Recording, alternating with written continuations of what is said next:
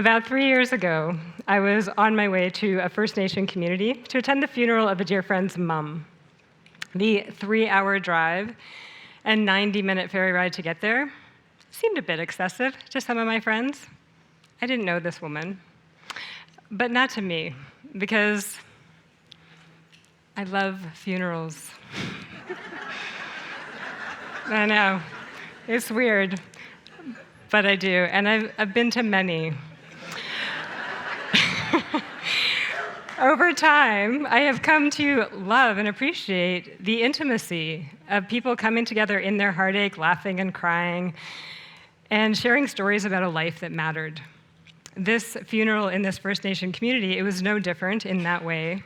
But as I sat there in conversation, learning more about their rituals, the way that they would come together and shut down the community for days, not just a few hours, I had a painful realization.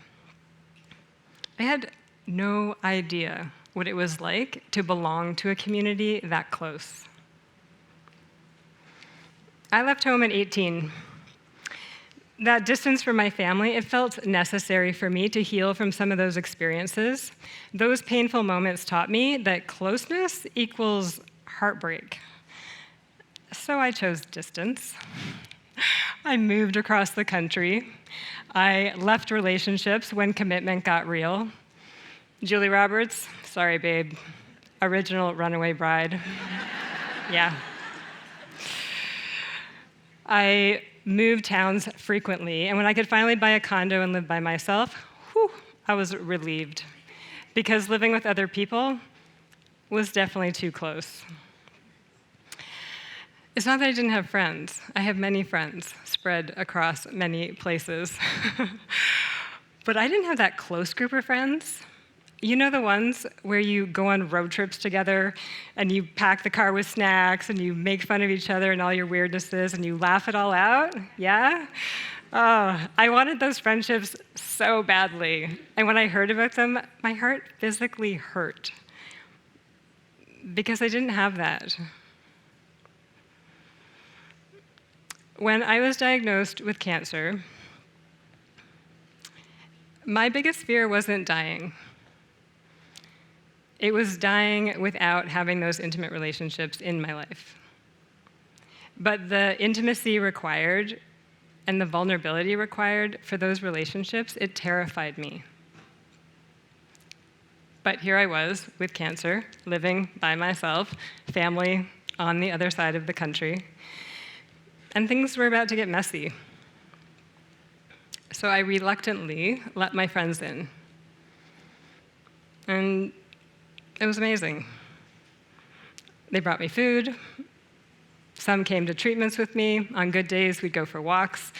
Those are some of my favorite moments of that time period, because we really prioritized being together. Yeah, sure, maybe because we all thought it might be the last time we would be together. Yeah, fair enough, you can laugh. But it mattered. It mattered. And as treatment went on and I got weaker, I reverted back to what I knew. And I canceled plans. I went to treatments by myself. And at the end, I started to dismantle all of the relationships of the folks that had seen me at my weakest. Do you want to know the irony here? I'm known for building connection. I literally help people be vulnerable with each other. I help them put down their shields so they can speak their truth, regardless of how messy, so that they can come closer together. It's what I do, and I'm really good at it. And I love it. I love watching people when they arrive and they're guarded and defensive and even scared. And then when they leave, there's this lightness, this strength that I think only comes when we truly allow ourselves to be seen and belong. And the secret ingredient to get from here to here? It's vulnerability. Yeah. Without it, people stay stuck here. And living this way is exhausting. I see it in people's faces. when we keep everybody at arm's length all the time, it comes at a cost. For me, the cost was being scared and alone on many nights when I needed help. For our communities, though, I think the cost is much greater. When I was in that First Nation community, the sense of strength in that room was palpable. But these folks had experienced so much distance, enforced distance, actually, not by choice. Distance from their land, distance from their language and their culture, distance from their children. But it seemed to me that when their hearts hurt the most, they didn't choose more distance like I did. They chose to come together again and again and again.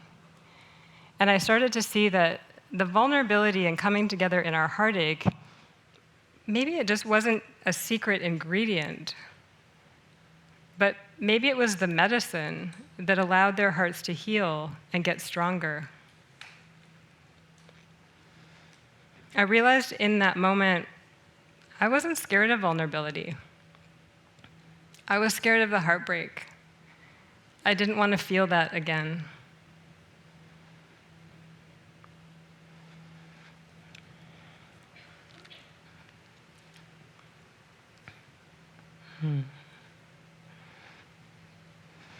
These folks were amazing, and their strength super inspiring. And then when I had that realization, I started to wonder, maybe I'm not the only one that's creating distance in their lives to keep their hearts from breaking. We all do this in some way, like staying stuck in our positions or focusing on our differences, or saying, I'm fine, I got this. But what's the cost? I think the cost to our communities is that strength that comes when we truly allow our hearts to heal together. The good news is, from what I know, it doesn't take, to build that connection, it doesn't take like big, grandiose gestures, like wedding proposals. Thank God.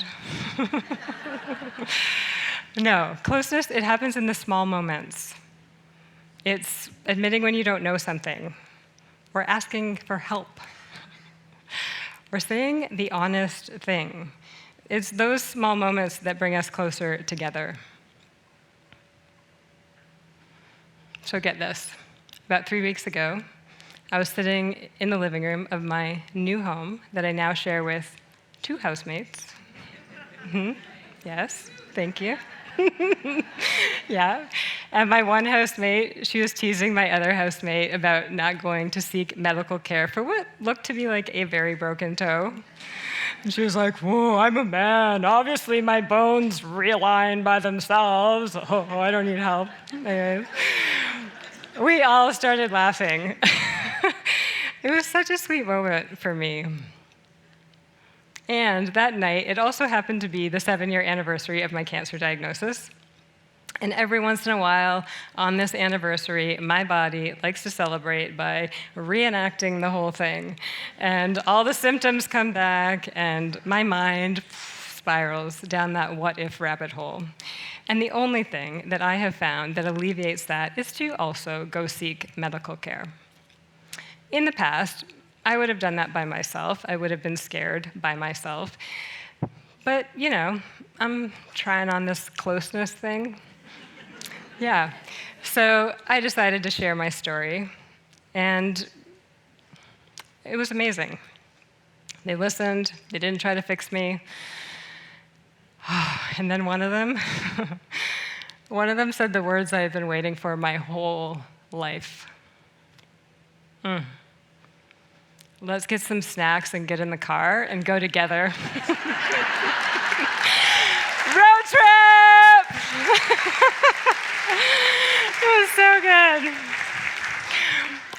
So, vulnerability, allowing all parts of me to be seen, it's a practice. It still stretches me. But what I know for sure is that distance, it doesn't protect me from pain. It does not protect my heart from breaking. It only keeps me alone and scared.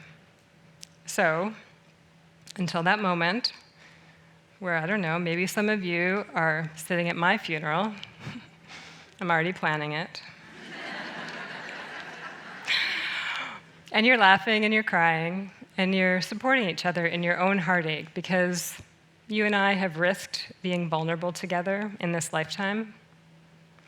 Until that moment, I'm choosing heartbreak over distance, because our hearts can heal, and distance costs far more. Thank